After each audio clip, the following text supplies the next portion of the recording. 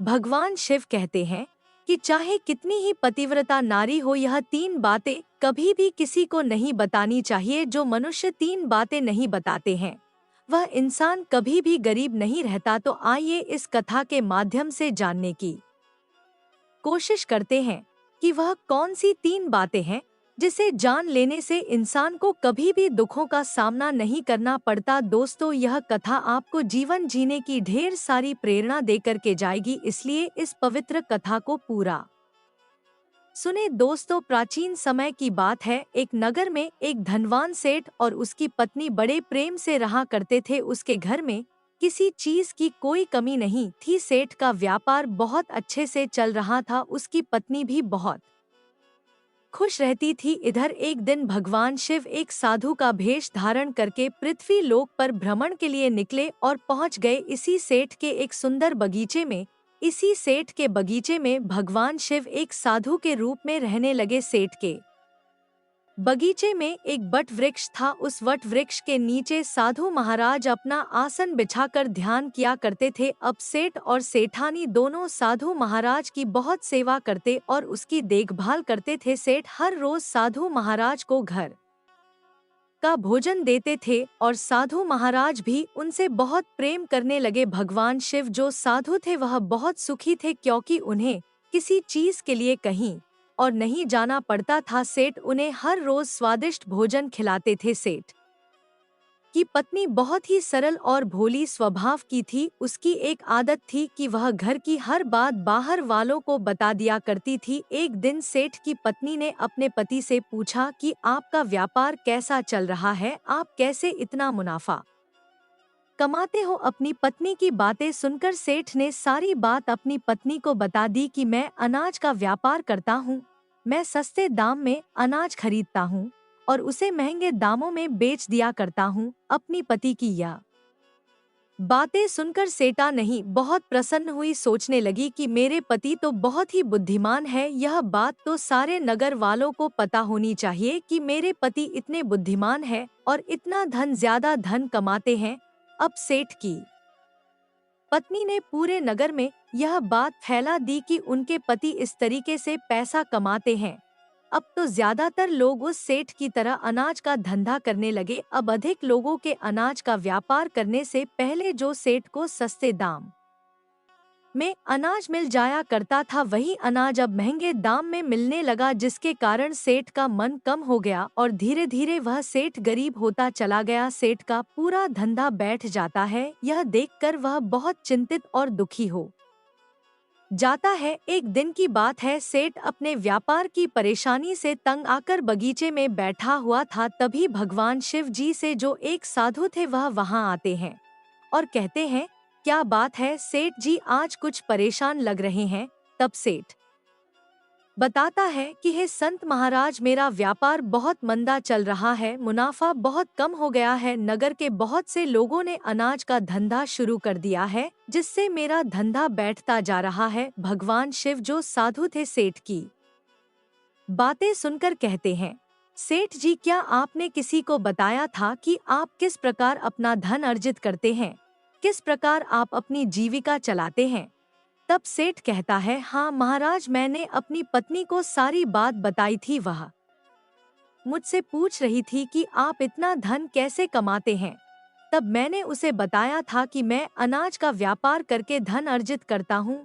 साधु महाराज को सारी बात समझ में आ जाती है। साधु महाराज कहते हैं, सेठ जी, आपने बहुत बड़ी गलती कर दी। आपको सेठाजी सेठानी जी से यह बातें नहीं बतानी चाहिए। आज मैं आपको एक कहानी सुनाता हूँ और इस कहानी के माध्यम से बताऊंगा कि चाहे कितनी भी गरीब इंसान हो, यह तीन बातें कभी किसी को नहीं बतानी चाहिए। इससे गरीबी आपके आसपास भी नहीं भटकेगी। अब साधु महाराज जो भगवान शिव, वह अपनी कहानी प्रारंभ करते हैं।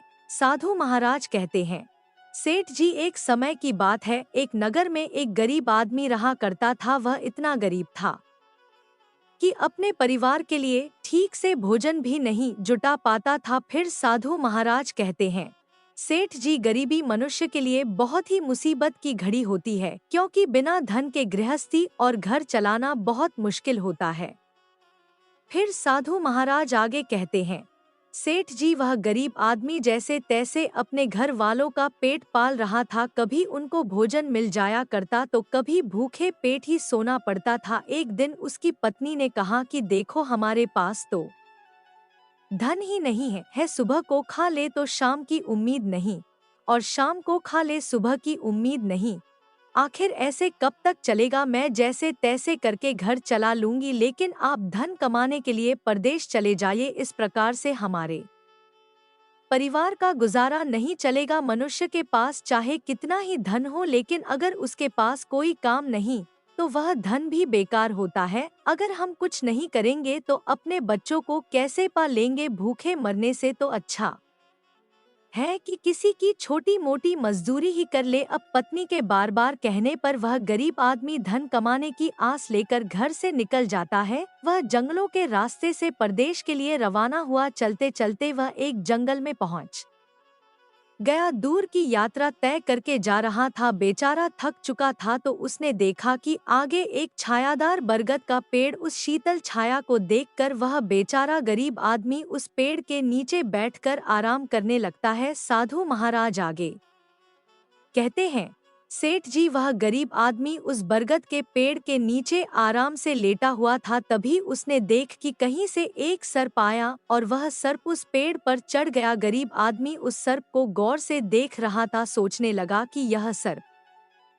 इस बरगद पर क्यों चढ़ रहा है और अब क्या करेगा। तभी उसने देखा कि उस पेड़ की डाल पर तोता का घोंसला था। घोंसला में तोता और मैना के बच्चे रखे हुए थे। सर्प को देखकर तोता और मैना के बच्चे डर के मारे चिल्लाने लगे। वह गरीब आदमी देखते ही समझ गया कि यह सर्प इन बच्चों को खाने आया है। सोचने लगा कि मैंने तो इन बच्चों को देख लिया है, अगर अब भी मैं इन्हें नहीं बचाता हूँ तो मुझे बहुत पाप लगेगा। अब बच्चे तो बच्चे ही होते हैं, चाहे वह इंसान के हो या किसी पक्षी के। बच्चों को हमेशा रक्षा करनी चाहिए। उधर तभी वह गरीब आदमी उठता है और फटाफट बरगद के पेड़ पर जाता है। उसने उस सर्प को मार दिया और मारकर नीचे फेंक दिया। फिर उसी बरगद के पेड़ के नीचे आकर लेट जाता है। तोता और मैना के बच्चे अपनी रक्षा करने वाले उस गरीब आदमी को मन ही मन बहुत दुआएं देने लगे। कुछ समय बाद तोता और मैना अपने बच्चों के पास आते हैं। अपने माता पिता को पास आया देखकर उनके बच्चे बहुत खुश हो और उन्हें पूरी घटना बताते हैं कि आज इस वृक्ष के नीचे जो इंसान लेटा है वह हमारे लिए देवदूत बनकर आया है। हमें खाने के लिए एक भयंकर सर्प आया था। इसी इंसान ने उस भयानक सर्प को मारकर हमारे प्राण बचाए। अगर यह इंसान उस सर्प को नहीं मारता तो आज हम घोंसले में जीवित नहीं होते। इसका हम पर बड़ा एहसान हो गया है। अपने बच्चों के मुख से उस मुसाफिर की प्रशंसा सुनकर तोता और मैना बहुत खुश होते हैं।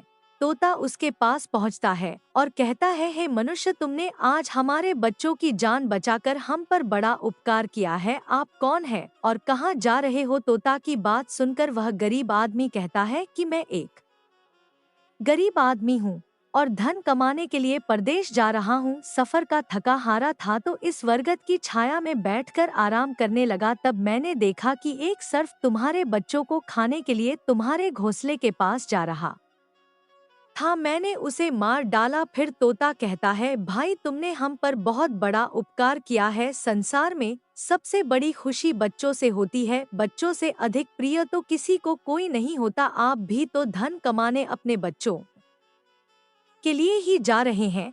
अब आपने हमारे बच्चों की जान बचाई है तो हम आपके बच्चों की भूख मिटाना चाहते हैं। आगे वह तोता कहता है, देखो भाई, हम दोनों पति पत्नी हमेशा कीमती मोती चुगते हैं और हमने सुना है कि यह मोती मनुष्यों के लिए बहुत मूल्यवान होते हैं।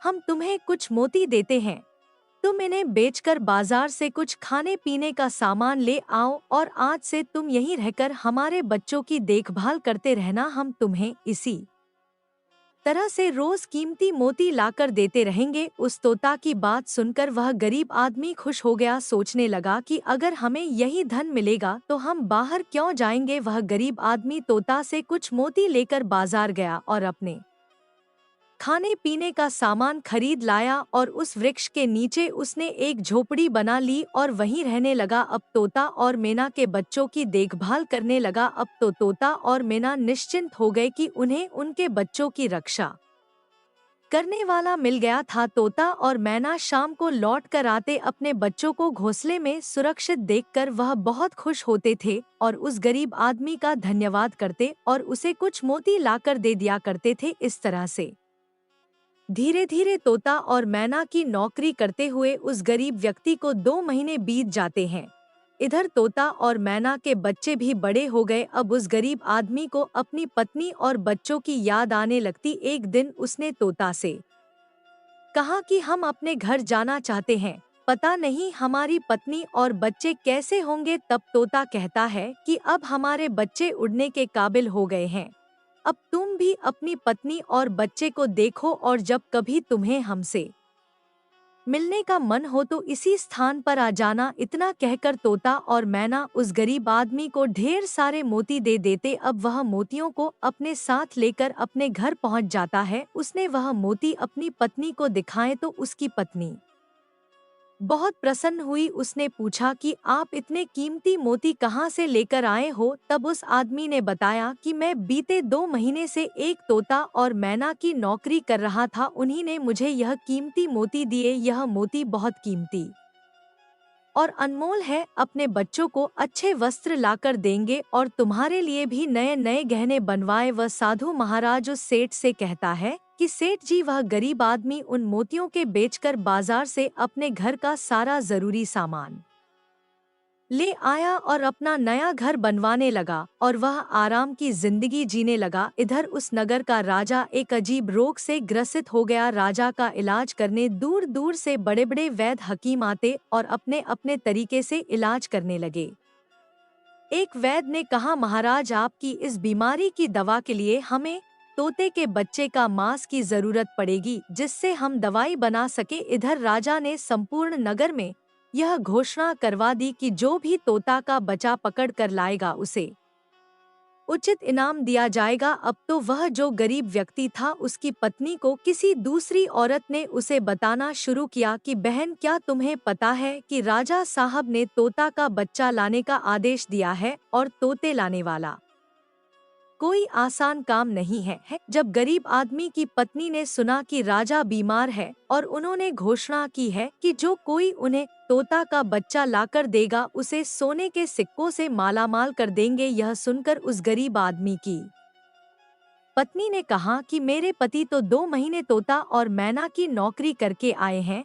वह 1 महीने के बाद वह अपने घर चली गई। नगर की स्त्रियों ने उसकी बात सुनी और अपने पतियों से बताई। धीरे धीरे राजा ने भी सुना कि उनके राज्य में एक व्यक्ति है जो तोता और मैना के पास नौकरी करके आया है। राजा ने अपने सैनिकों को आदेश दिया कि उस आदमी को पकड़ कर लाया जाए। सैनिक उस व्यक्ति को राजा के पास लेकर आए। राजा उस व्यक्ति से बोला कि तुम हमें एक तोता का बच्चा लाकर दो, इसके बदले हम तुम्हें मूंग मांगा इनाम देंगे। यह सुनकर वह आदमी घबरा गया और बोला, महाराज, आप मेरे प्राण ले लो पर मैं आपको तोता का बच्चा लाकर नहीं दे सकता। मैंने तो उनकी जान बचाई थी और एक रक्षक भक्षक कैसे बन सकता है। उसके इनकार करने पर राजा बहुत नाराज हुए और बोले कि अगर तुमने हमारी बात नहीं मानी और तोता का बच्चा लाकर नहीं दिया तो हम तुम्हारी पत्नी और बच्चों को मरवा देंगे। आगे भगवान शिव रूपी वह साधु महाराज कहते हैं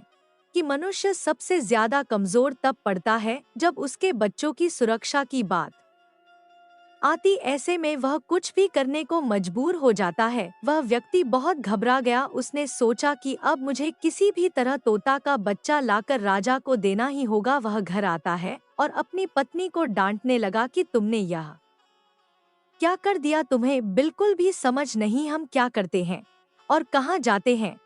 तुमने यह बातें नगर की स्त्रियों से क्यों कही। धीरे धीरे वह बात राजा तक पहुँच गई। अब बताओ मैं क्या करूँ। उस तोता और मैना ने हमें नया घर और पहनने को अच्छे वस्त्र दिए, मैं उनके साथ गद्दारी कैसे कर सकता। तुमने यह बात उन महिलाओं को बताकर बहुत बड़ी भूल की। वह व्यक्ति अपनी पत्नी को समझाते हुए कहता है कि देखो, अपने घर की कुछ बातें दूसरों से कभी नहीं करनी चाहिए। पहली बात कि आपके घर में कितना धन है और आपकी कमाई का स्रोत क्या है, यह बातें दूसरे से कभी नहीं बतानी चाहिए। दूसरी बात, घर में आपसी प्रेम की बातें, पति पत्नी के प्रेम की बातें बाहर वालों के सामने नहीं करनी चाहिए। लड़ाई झगड़ा मतभेद मान अपमान की बातें कभी दूसरों के सामने नहीं करनी चाहिए, वरना लोग हमारी गुप्त बातें जानकर हमारी कमजोरी को समझकर हमारा फायदा उठाते हैं। चौथी बात, अपनी कमजोरी दूसरों के सामने ना बताएं और अपनी उन्नति का राज किसी को ना बताएं।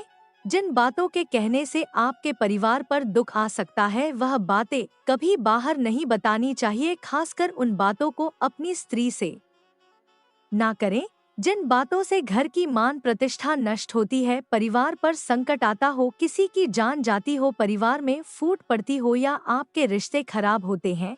क्योंकि कहते हैं कि स्त्रियों के पेट में इस तरह की बातें पचती नहीं। अब मैं गरीब आदमी बोला कि तुम्हारी यह गलती आज हमारे परिवार को मौत के मुंह में डाल रही। यदि तुमने इस बात को छिपा लिया होता तो आज हम निर्भय होकर अपने घर में आनंद की जिंदगी जी रहे होते। अब राजा की आज्ञा है तो तोता का बच्चा लाकर राजा को देना ही पड़ेगा। लेकिन जिन जिन बच्चों की मैंने इतने दिन देखभाल की, जिन्हें मैंने मरने से बचाया, अब मैं उन्हें किस प्रकार मौत के मुंह में डाल सकता हूँ। पत्नी कहने लगी कि देखो, अब जो भी हो, लेकिन हमें अपनी और बच्चों की जिंदगी बचानी है तो आपको यह पाप तो करना ही पड़ेगा। अब तो बड़ा लाचार होता हुआ वह गरीब आदमी जंगल की ओर चल देता है, जहां वह तोता के बच्चों की देखभाल करता था। उधर जब तोता और मैना और उनके बच्चों ने उस गरीब आदमी को अपने पास आता हुआ देखा तो वह बच्चे खुश होने लगे। अपने बच्चों को अत्यंत खुश देखकर तोता और मैना कहने लगे, अरे बच्चों, तुम इतने खुश क्यों हो रहे? वह तो तुम में से किसी एक को लेने आ रहा है। तुम में से कौन है जो आज उसके साथ जाकर उसकी और उसके बच्चों की जान बचाएगा? फिर तोता कहता है कि बच्चों, लेकिन एक बात याद रखना, तुम में से जो भी उसके साथ जाएगा वह कभी लौट कर नहीं आएगा, वह उस नगर के राजा का भोजन बन जाएगा। बच्चों ने पूछा कि आप ऐसा क्यों कह रहे हैं? तोता बताता है कि बच्चों, यहाँ का राजा बीमार पड़ गया है और वैद्य ने उसे दवाई बनाने के लिए तोते के बच्चे का मांस लाने को कहा है, इसलिए तुम में से किसी एक को वह लेने के लिए आया है। यदि तुम में से कोई उसके साथ जाने को तैयार है तो वह जा सकता है। तभी उनमें से एक बच्चा कहने लगा कि उस आदमी ने ही हम सबकी जिंदगी बचाई और आज वह आदमी बहुत बड़ी मुसीबत में। ऐसे में हमें भी उसकी मदद करनी चाहिए, चाहे हमारी जान ही क्यों ना चली जाए, लेकिन हम उसके साथ जरूर जाएंगे। उधर वह आदमी उस बरगद के वृक्ष के नीचे आता है और तोता और मैना से अपना दुख बताता है। तब तोता कहता है, भाई तुम चिंता ना करो, हमारे बच्चे तुम्हारे साथ जाने के लिए तैयार है, तुम इनमें से किसी एक को ले जाओ। अब वह गरीब आदमी उनमें से एक तोता के बच्चे को डोट लेकर लौट जाता है और राजा को ले जाकर दे देता है। राजा उस तोते के बच्चे को एक पिंजरे में बंद करवा देते हैं और अपने नौकर को रखने के लिए कहते हैं। राजा कहता है कि कल वैद्य को बुलाकर इसे वैद्य को दे देंगे, जिससे वैद्य दवाई बना सके। इधर क्या होता है कि उस राजा का एक बेटा था जो पशु पक्षियों से बहुत प्रेम करता था। उसे यह नहीं पता था कि यह तोता उसके पिता के दवाई के लिए लाया गया है। वह अपने मित्रों के साथ उसी जगह पर खेल रहा था जहां तोता का बच्चा पिंजरे में कैद था। राजकुमार ने जब एक सुंदर तोते को पिंजरे में बंद देखा तो वह उसके साथ खेलने लगा। तभी राजकुमार का एक मित्र कहता है कि मित्र, तुम इस पक्षी को बाहर निकालो, यह कितना सुंदर तोता है, पिंजरे में इसका रहना बिल्कुल सही नहीं, हम इसे आजाद कर देते। अपने मित्र की बातें सुनने के बाद राजकुमार उस तोते के बच्चे को पिंजरे से बाहर निकाल देता है। जैसे ही वह पिंजरा खोलता है, तोता का बच्चा आकाश में उड़ जाता है। धीरे धीरे यह बात राजा तक पहुंची कि आपके राजकुमार ने उस तोते को छोड़ दिया, अब आपके प्राण बचाना बहुत ही मुश्किल है। यह सुनकर राजा को बहुत गुस्सा आया। उन्होंने राजकुमार को बुलवाया और कहने लगे कि तूने उस तोते के बच्चे को क्यों छोड़ दिया। राजकुमार बहुत घबरा गया और बोला, पिताजी मुझे क्या पता था कि वह उड़ जाएगा, मैं तो उसके साथ खेलना चाहता था। अपने पुत्र की बात सुनकर राजा को और भी गुस्सा आया। उन्होंने राजकुमार को नगर से निकलने का आदेश दे दिया। अब राजा के सैनिक राजकुमार को नगर की सीमा से बाहर छोड़ देते हैं। उधर वह तोते का बच्चा उड़कर अपने माता पिता के पास पहुंचता है और उन्हें सारी बात बताता है कि राजा के बेटे ने उसे आजाद कर दिया है। तोता और मैना ने जब अपने बच्चे को देखा तो कहा, पुत्र, राजा के बेटे ने तुम्हें तो आजाद कर दिया, लेकिन वह खुद संकट में फंस गया है। उसके दुष्ट पिता ने उसे नगर से बाहर निकाल दिया। अब उसकी जिंदगी की जिम्मेदारी तुम्हारे ऊपर है, तुम जाओ और उसकी मदद करो। वह तोता का बच्चा राजकुमार की मदद करने के लिए उसके पास पहुंच जाता है। राजकुमार उसे देखते ही पहचान लेता है कि यह तो वही पक्षी है जिसे मैंने पिंजरे से आजाद किया। राजकुमार कहता है कि तुम्हारी वजह से मुझे मेरे पिता ने नगर से निकाल दिया है, अब तुम ही बताओ कि मैं क्या करूं, कहां जाऊं। तोता कहता है, मित्र, तुम चिंता मत करो, तुमने मेरी जान बचाई थी इसलिए मैं तुम्हारी मदद करने आया हूँ। सुख दुख में अब मैं तुम्हारे साथ ही रहूंगा। अब राजकुमार खुश हो जाता है क्योंकि उसे कम से कम एक साथी तो मिला। अब तोता और राजकुमार दोनों एक दूसरे के राज्य में पहुंच जाते हैं। चलते चलते वे दोनों एक सुंदर से बगीचे में पहुंचते हैं। उस बगीचे में वहां के राजा की पुत्री भी अपनी सहेलियों के साथ घूमने आया करती थी। उस राज्य के राजा की कन्या का नाम चंद्रप्रभा था। राजकुमारी चंद्रप्रभा बहुत ही सुंदर थी और उसकी खूबसूरती की चर्चा पूरे नगर में होती थी। राजकुमार और तोता उसी बगीचे में बैठे हुए थे, तभी वहां राजा की पुत्री चंद्रप्रभा अपनी सहेलियों के साथ बगीचे में घूमने आती राजकुमारी को देखकर राजकुमार वृक्ष के पीछे छुप जाता है और तोता राजकुमारी के सामने पहुंच जाता है। राजकुमारी उस सुंदर तोता को देखकर मोहित हो जाती है। वह उसे पकड़ना चाहती है लेकिन तोता उसकी पकड़ में नहीं आता। यहाँ राजकुमार राजकुमारी चंद्रप्रभा की सुंदरता पर मोहित हो जाता है। कुछ समय बगीचे में टहलने के बाद राजकुमारी अपने महल में लौट जाती। अब तो राजकुमार पूरी तरह से राजकुमारी पर मोहित हो जाता है। अब राजकुमार उस पोते से कहता है कि तुम मुझे उस राजकुमारी से मिलवा दो, मैं उसके बिना अब रह नहीं पाऊंगा। तोता कहता है, मित्र, तुम मुझ पर भरोसा रखो, मैं पता लगा कर आता हूँ कि राजकुमारी कहाँ रहती है और तुम उससे कैसे मिल सकते। अब तोता राजकुमारी चंद्रप्रभा के पास जाता है। राजकुमारी के महल में चारों तरफ पहरेदार था लेकिन तोता उड़ता हुआ ऊपर से जाता है और जाकर राजकुमारी के कक्ष के बाहर बैठ जाता है। तोता वहां से सारा नजारा देखकर राजकुमार के पास आता है और सारी बात आकर राजकुमार को बताता है कि महल में जाकर राजकुमारी से मिलना बहुत मुश्किल है। तोता कहता है, तुम एक काम करो, अपना रुमाल मुझे दे दो, मैं तुम्हारा रुमाल आज राजकुमारी के पास पहुंचा दूंगा और उसकी चुनरी लेकर आऊंगा। अब रात में तोता राजकुमार का रुमाल लेकर राजकुमारी के कक्ष के पास छोड़कर राजकुमारी की चुंदरी साथ ले जाता है। सुबह जब राजकुमारी जागती है तो देखती है कि उसके पास एक रुमाल रखा। राजकुमारी तुरंत समझ जाती है कि रात में कोई पुरुष उसके कक्ष में आया था। उसने देखा कि उसकी चुंदरी गायब है और उसकी जगह किसी पुरुष का रुमाल रखा हुआ है। राजकुमारी बहुत व्याकुल हो जाती और अपने सभी सिपाहियों को सावधान कर देती। सभी सिपाहियों से पूछती है कि रात में उसके पास कौन आया था, लेकिन किसी के पास कोई जवाब नहीं होता। अब कुमारी के कक्ष की सुरक्षा और बढ़ा दी जाती। अगले दिन फिर से तोता राजकुमारी के कक्ष में जाता है और अपने मित्र द्वारा लिखी हुई चिट्ठी को राजकुमारी के पास रख कर आ जाता है। अगले दिन जब राजकुमारी जागती है और उस चिट्ठी को पढ़ती है तो उसमें लिखा होता है कि राजकुमारी, मैंने जब से तुम्हें देखा है तब से मैं तुम्हारा हो गया हूँ। मैं तुमसे विवाह कर चाहता, अगर तुम्हें मुझसे मिलना है तो तुम अपने बगीचे में आ जाना।